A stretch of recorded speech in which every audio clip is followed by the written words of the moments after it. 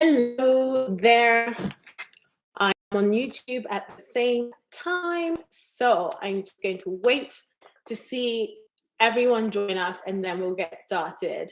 Hi, Pedro. So today we are talking about 5 dangerous career change myths that are keeping many people stuck. And the point of the session is to get you in the right mindset because 2020, you are not going to be settling for less. So if you're excited about what we're going to get into, please let me know. Drop me a 1 in the chat, especially if you're looking to level up in 2020. So drop me a 1 in the chat. I am going to wait a minute to see what's happening on YouTube. I hope that I'm actually live. If you are, drop me a comment in the chat over there as well. Nice to see you, Dion. Superboy. I'll give everyone a couple of minutes before we get started. I hope your Sundays are going well, actually. Mine is pretty good. I had my first Christmas dinner of the year, so that's something. Okay. It's 1 minute past. If you're following and you're ready to go and you have any questions, just drop it in the chat either here or on Facebook.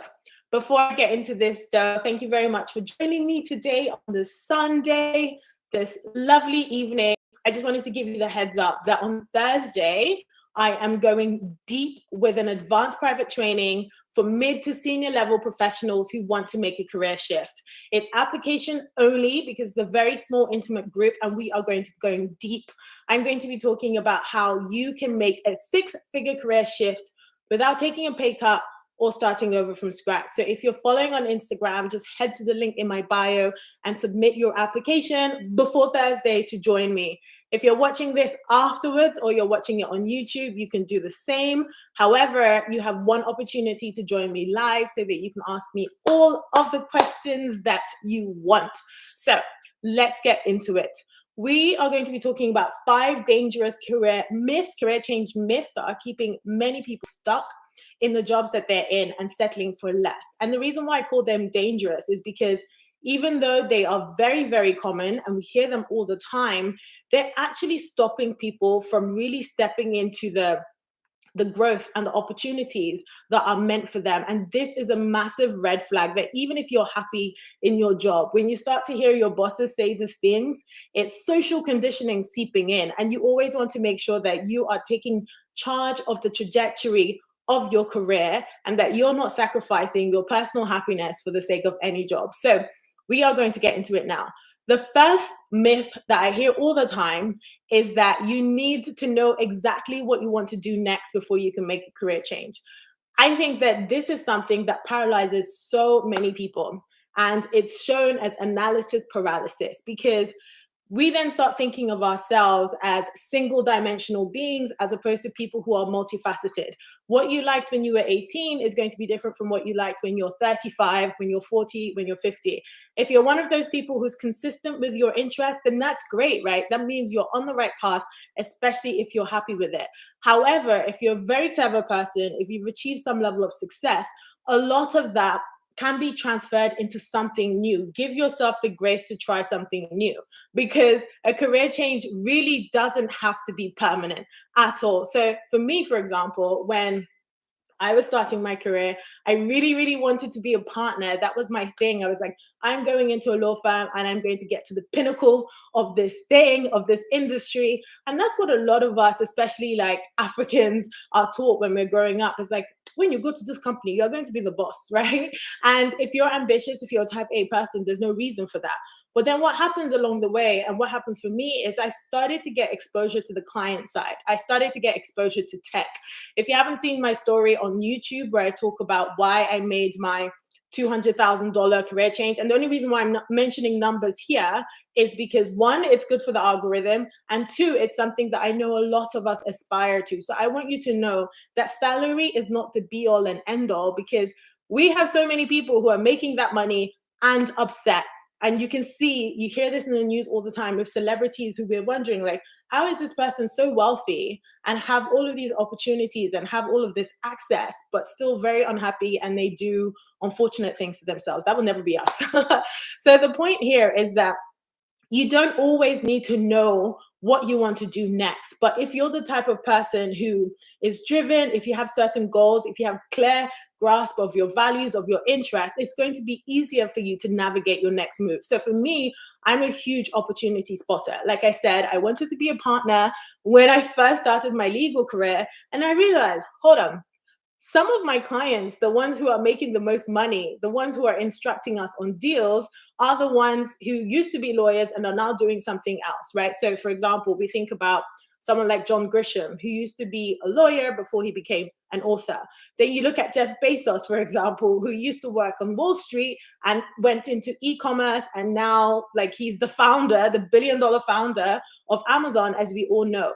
All of these people didn't have straight line career paths that a lot of us are told, this is what we need to do, right? So what happens is, if you are open, if you use your initiative to spot the market, understand yourself, you don't have to be stuck in one career path, because the skills that got you to where you are right now can get you somewhere that's even further. And because you'll be more interested in this thing at the stage that you are now, at whatever age you are, than when you were 18, it's more likely that you'll be successful in your new industry. And I feel like that's reflective of my story and those of my clients as well. So the next myth that I hear is that you have to take a pay cut. And there's a reason why I keep talking to mid to senior level professionals, because that's where, especially if you come from a background where you don't have a lot of money, that's the point where you're like, wow, I'm finally earning this amount that I always dreamt about when I was younger.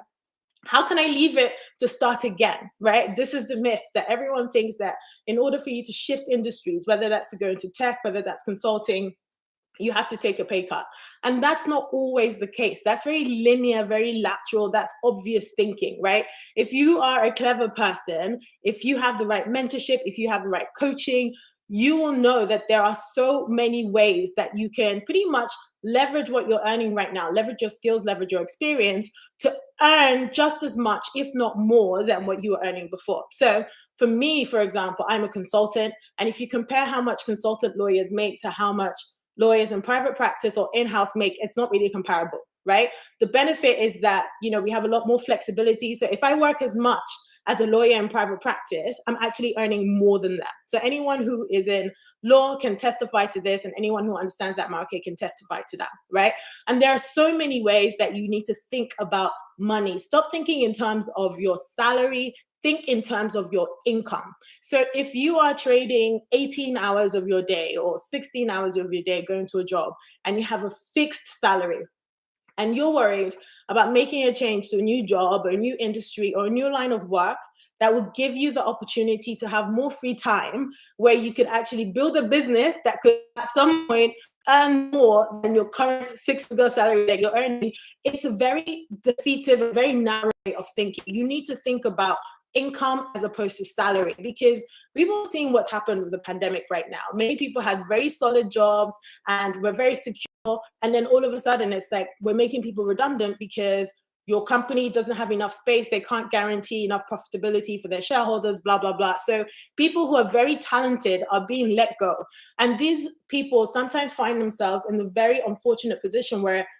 all of their income was tied to their job. However, if you're in a position where you have a job that you enjoy, that also allows you to have the free time for your family, for your personal interests, your income propensity is actually near limitless, right? Because when you come back from work, you probably have a bit more energy to start that business that you've always wanted to do, indulge in that hobby that maybe gives you more personal fulfillment that's not even quantifiable, right? So when people say you have to take a pay cut to start a new job, I'm like, give me the detail, give me the context. Because obviously, if you're going from investment banking to becoming a teacher, you are going to take a pay cut. And anyone who's telling you that that's not the case is lying, because there is a cap on how much teachers earn. However, if you were becoming a teacher and you were starting your own online business, maybe you were coaching and you had a different business structure and you're not teaching in a school, there is possibility that you can actually be earning more than your investment banker salary. There's lots of examples of this. So that is very narrow thinking that I want anyone watching this video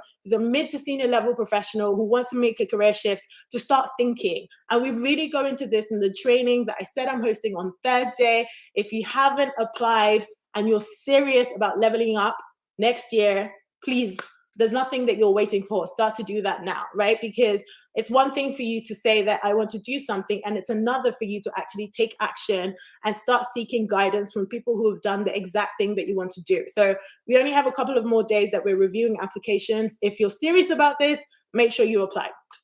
All right, so ask your questions, because I'm looking here, I'm looking on Instagram as well. So ask your questions in the chat and I'll get to them. The third myth is that it's too late or you're too old, right? And so many of us get caught up in this line of thinking. There's a famous Instagrammer that I was looking at his thing a couple of days ago. I think his Wisdom. Love him. He's the guy that does the outfit transformations and stuff.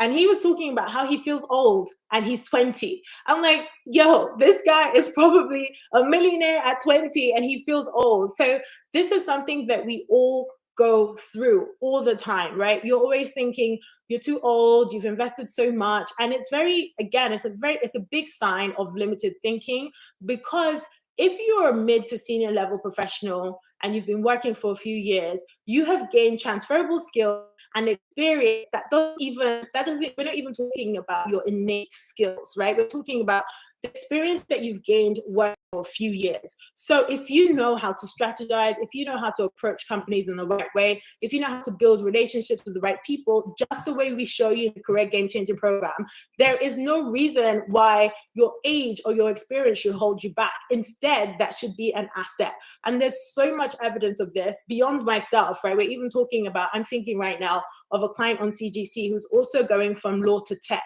And the fact that she has been working, even though it's a completely unrelated field, has been a huge discussion point for the companies that she's interviewing with. And I want all of you to start thinking like that. Instead of thinking, I'm too old or it's too late, it's the sunk cost fallacy. And I was stuck in that for years. I cannot tell you how much.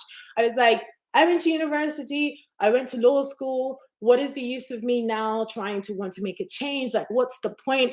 But the reality is that now I am 5 years down the line from when I was thinking about my career change, and I'm looking at my friends who are brave enough to actually execute their changes, and they're like, my God, they're killing it. These people are close to financial independence and retirement, and they're not even 40. I'm not even close to 40 either, right? But the point is, I have regret now, but rather than looking back with regret, I'm like, I only know what I could only act on what I knew. Now on the internet, now you're watching this, you know that this possibility is there. You can see examples of people like me who have made this career change at certain points in their lives, right? You know that it's possible, and you know that you can always go back to your old industry if it doesn't work out, but at least you will never have the regret of thinking, I wish I tried. I wish I didn't work this hard. I wish I invested in myself. And if you don't know, that's one of the top regrets of the dying. Google this. The top 5 regrets of the dying includes the fact that people wish that they trusted themselves. People wish that they hadn't worked so hard. And this is a really, really big thing. I work really hard right now. I'm a lawyer. I'm a tech consultant. I'm a career coach. But the energy that I feel when I do my job is a lot different. I enjoy it. It doesn't even feel like work. It feels like I'm in the flow. Like, you should see me. I'm the hype man for all of the people on Career Game Changer. I'm like, we nailed it. You know, especially people that I knew from back in the day who were very hesitant. And now they've joined the program and they're making moves in as little as 9 weeks. And I'm like, I told you. I told you. All right. So the fourth myth, I think I've talked about 3 things right now. The fourth myth is that you have to start from scratch if you want to change industries. This leads and follows nicely from the last point that I just talked about, is that you can put the skills and the experience that you've already honed over your years of working in your current industry into a new one. You really don't appreciate the value of your skills when you're stuck in one job, especially for those of you who are working really long hours, those of you who feel like all your life is work. Like, you wake up in the morning, you go to work, and a lot of you right now who are feeling that Sunday dread before you go to work tomorrow. If you're only working in one industry and you only have visibility of that circle, that line of work, it's really hard for you to visualize what is out there for you. And I know that was definitely the case for me, because, you know, if you work in big law, you work long hours, and yes, you might have exposure to different types of clients, but I didn't know the extent of the tech industry before I was like, I'm out, before I set my intention, right? So you don't have to start from scratch, because now, for example, what I do as a tech consultant is like one of my biggest clients actually is a law firm. And the reason why I'm able to lead a tech project with them with nothing more than my own personal project management skills that I learned in my own time, plus my 9-week coding bootcamp, is because I have that legal experience, right? And who would have thought that a tech project manager is someone that doesn't have years of experience in tech? I didn't have to start from scratch. I'm leading a global team across multiple jurisdictions, including Hong Kong, New York, LA, Singapore, London.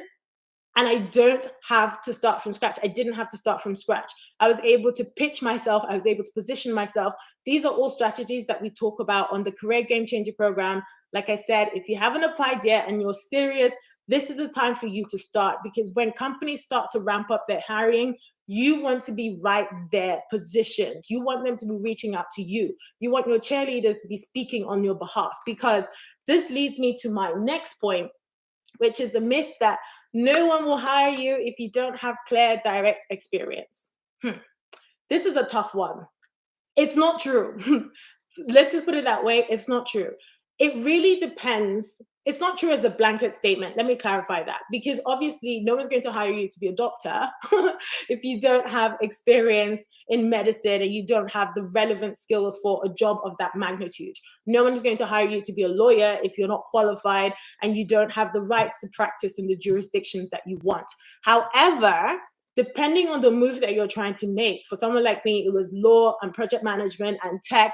For some of my clients, it's from criminal law to commercial. There are some parallels that you can draw.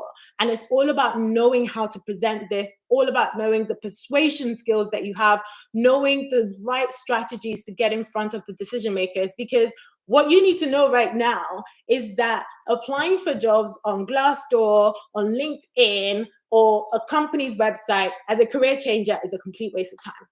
90% of the time is an absolute waste of time, because the truth is the applicant tracking systems are going to block you, blocker. If you guys have seen that meme, they will block you all the way before your application even gets in front of the person who's going to see you, because you don't have the right keywords. On the face of it, you don't have the right experience. And that's why when you're making a career change, you have to be super duper strategic. You need to know how to get in front of the people who can see you for what you can bring to the table, who understand your transferable skills. And even if they don't, you want to be in a place where you can actually show these people the things that you have to offer. You can show them that even though you don't have the direct practical experience, these are all of the things you've been doing to upskill, and this is how your transferable skills will transfer to their industry. So I just want you guys to know right now that if you're believing any of the myths that I've talked about on this session, you are doing yourself a disservice, because sometimes when people are telling you these things, they don't mean it in a bad way, especially when it comes from the older generation. Back in the 50s and 60s, the generation that our parents grew up in, you had a job straight for 20, 30 years, and then you were guaranteed a pension, you were guaranteed to retire at a certain time. It's not the case anymore. And then we look at people like what's his name? Zuckerberg, right? We don't like him. Even though we're using his thing, we don't really like him because what he's done to the world, right? He dropped out of uni. And if he didn't take a chance on himself, like, we wouldn't have these Facebooks, we wouldn't have all these things, right? I talked about John Grisham earlier. I talked about Jeff Bezos. There are so many other examples as well of people in my program who have been like, okay, I'm going to bet on myself. And the quickest person who's been able to make that career change has done it in 9 weeks. And we have someone who's coming close to her, but everything that everyone says is like, I'm so glad I took a chance on myself. And one thing that one of my clients was saying about her interviews is like, I actually didn't know that I could talk about tech the way that I talked about it, because her experience was in what did she do? She was in litigation, right? Which is, litigation is law, and it's even more law than the kind of law that I did, which was finance. So if this has been helpful for you, if you know that you really want to step things up and you really want to choose yourself in 2022,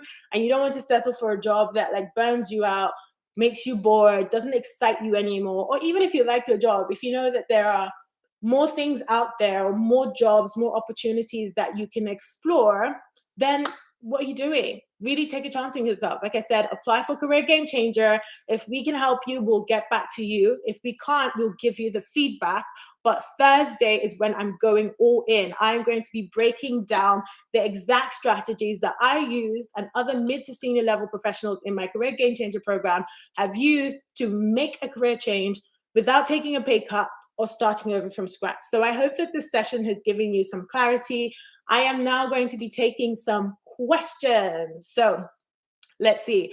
Marine107 said, I admit that I'm afraid to make the change, hoping that you can help me with that. I think you applied to CGC. Your profile picture looks familiar. So we'll get back to you on Monday. We'll get back to you on Monday once we've reviewed your application in full and looked at your LinkedIn and stuff like that. But don't worry about that. From memory, I can see that I won't talk about your private background here on the internet. Don't worry. I'll get back to you on Monday. Don't worry.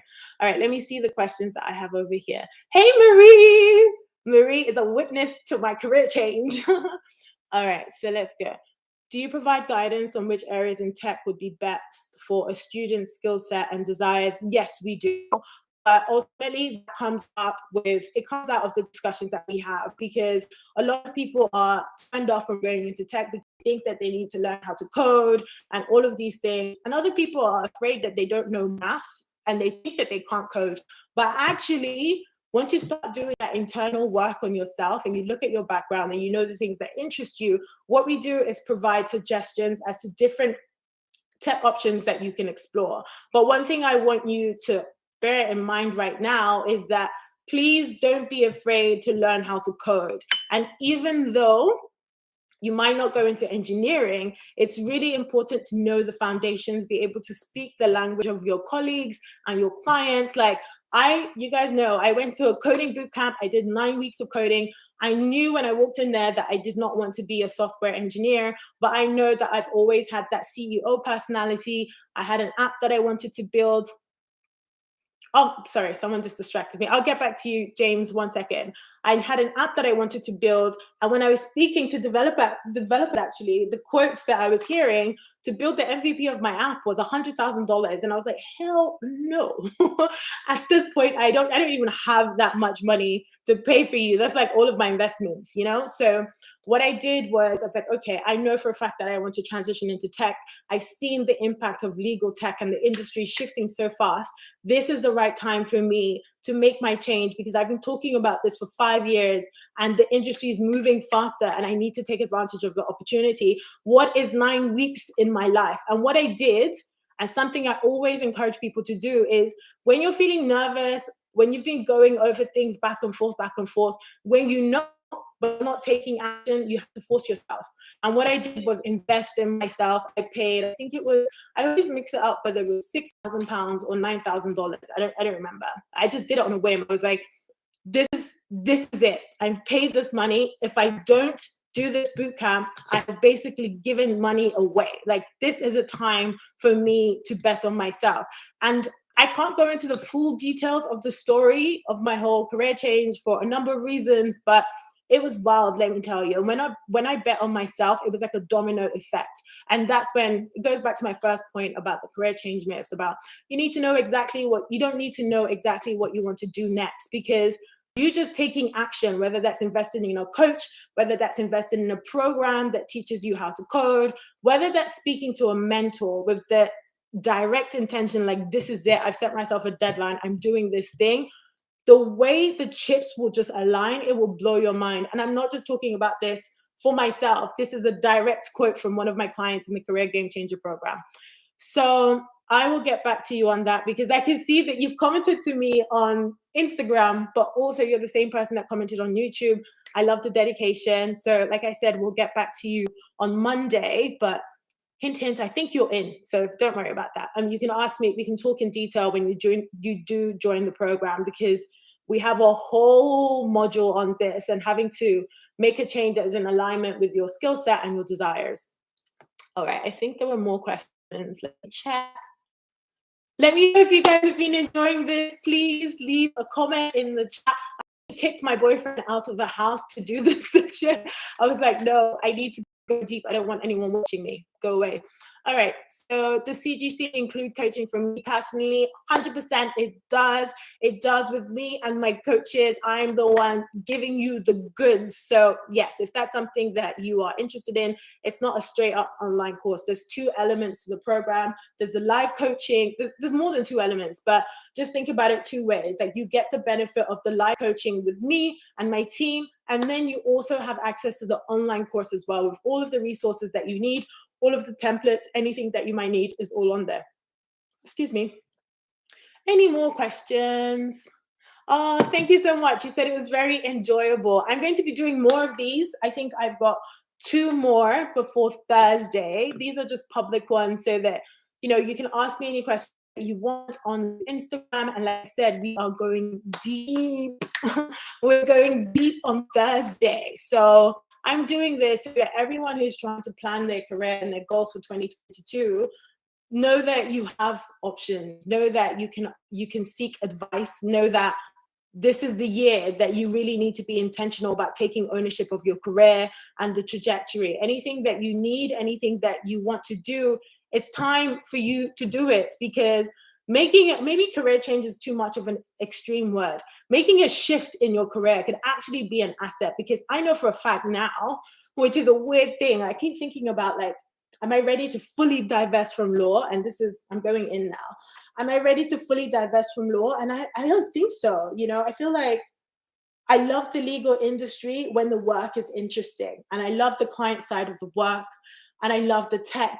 And right now, it's so funny that we're talking more about this, because one of my friends, actually, that we used to work in a law firm together. And this is just an example that I want to give you so that you think about why you taking a chance on yourself and going towards what you are really interested in can actually just blow your mind where you'll end up. So I remember I used to do like really late nights with this colleague of mine. We went to law school together. He's like, he's always been really entrepreneurial, right? But we both ended up in this big law firm. It was great. I love working for that firm, by the way, but it was long hours. Let's just be transparent. Go on YouTube and you'll see that big law does not take any prisoners. Like, they get their money's worth. So we would regularly work together till like 11, 12 p.m., 1 a.m., 2 a.m.s, right? And because we were trainees, we were doing a very mechanical task called conditions precedents and collating the conditions for the financing. So at that time, we used to do different types of deals. So I used to do a lot of aircraft financing. So if you've been getting on a plane lately, I probably financed it, big girl. So I did aircraft financing, I did general banking, I did project finance, right? But for each of these deals, there are a number of conditions that need to be satisfied before the deal can go through. And it takes, like, for a plane, for example, to finance a plane, there's over 70 different documents that need to be reviewed and signed in the same window. And it's a very, like, administrative heavy task. It's very mechanical, and he hated doing it. And he used to talk about, there has to be a better way of doing this. There has to be a better way. So to my surprise, when we qualified, he was like, I keep talking about this thing. I'm going to try and learn some tech and see what I can do, right? So this was, when did I qualify? This was 7 years ago, right? And I went away to Dubai. I lost touch with this guy, blah, blah, blah. I was doing my own thing. I come back to London. I start doing legal tech. Who is the founder of one of the biggest legal tech companies in the UK that all of the law firms, including the one that we used to work with, now use to manage the conditions precedent process that I've just been talking about? Who? The same guy I used to be stuck in the office with at 2 a.m. Did we know how to code? Did he have any tech experience at the time? No, he didn't. No, he didn't. And I keep thinking about that. He's one of my favorite stories, because when I was in the interview for this job that I'm doing right now, they were like, oh, have you heard of this legal or whatever? And I was like, yeah, I've heard about that. And they were like, oh, this such and such is the founder of it. It's like, that rings a bell. It's him. It's him. And luckily he's on my LinkedIn, so we still have that network. But I just want to give you some real life examples of people who are like, okay, I know that I want this thing. This is what I'm going to do. And look, I feel like my spirit is telling me that where I'm going to end up is building something similar, but for the career space, because I'm really passionate about that. And the app that I created before, if you guys have seen my video on YouTube, is an app that allows, like, mid-level professionals similar. That's the theme, right? I always create products for people who have had the same troubles that I have, right? Because I understand my customer very well because I used to be my customer. So the idea was to build an app that would allow people to get international jobs through their networks, and also to feel settled when they go to a new country by connecting with their counterparts, blah, blah, blah, right? So I've always been in this career game for a very long time. Hey, KT, and I think that that's where I'm going to end up. So just hold up. We're watching this space. So we've parked that version of the app right now because it's very travel based, and obviously we're in the middle of a pandemic. But you know, the fact that I'm taking steps, right? Career Game Changer only started because people were messaging me after they saw me pitching my app at Google, being like, how did you get there? You were my finance lawyer. I hate my job as well. Please help me. I have this idea. How can I do it? And those were my first clients. I was like, okay, like it took me 4 years of grit and pain to develop a system that allowed me to make my career shifts really easily. Like it took like less than 9 months. And it could have been even quicker than that. But I had a number of things happen in my personal life that kind of stalled me. But I was like, hey, I'm very passionate about this. If you go on my old YouTube channel, hi, Navjot! Oh, this is someone I used to work with in a bank. Hello, how are you? Anyway, if you go on my YouTube channel, the old one, Del's Ogun, my personal one, you can see that I posted videos about how to get an internship with a law firm, lots of career advice 9 years ago, before I even had a program, 9 years ago, because I didn't see anyone that looked like me when I first started in the legal industry. I mean, there were very, very few Black people who were working at the top law firms in the UK, right? And I have to say, my firm that I trained with, I have so much love for them because even though it was a very tough environment, it was the first time I had mentorship. It was the first time I learned about the value of networking. It was the first time that I saw opportunities beyond what I could see growing up in South London and working in retail.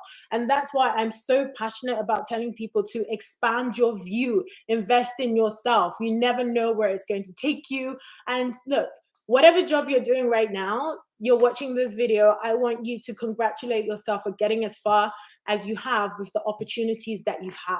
Now that you know better, if your gut is telling you to level up, it's time for you to trust that. So on that note, my poor boyfriend is standing outside in the cold.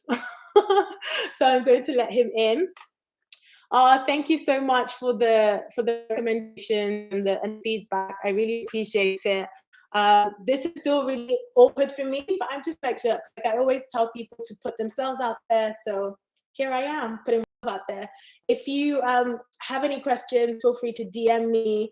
Please forgive me if I don't respond straight away. Like I am literally swamped at the moment.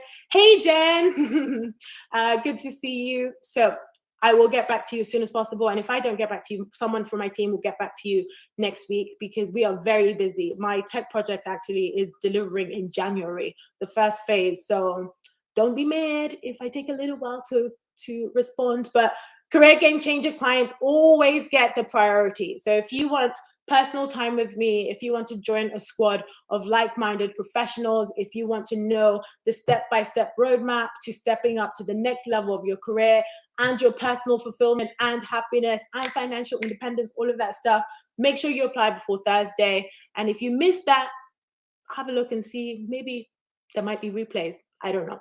All right. Thank you very much, guys. Take care. All right, let me end the YouTube one first. And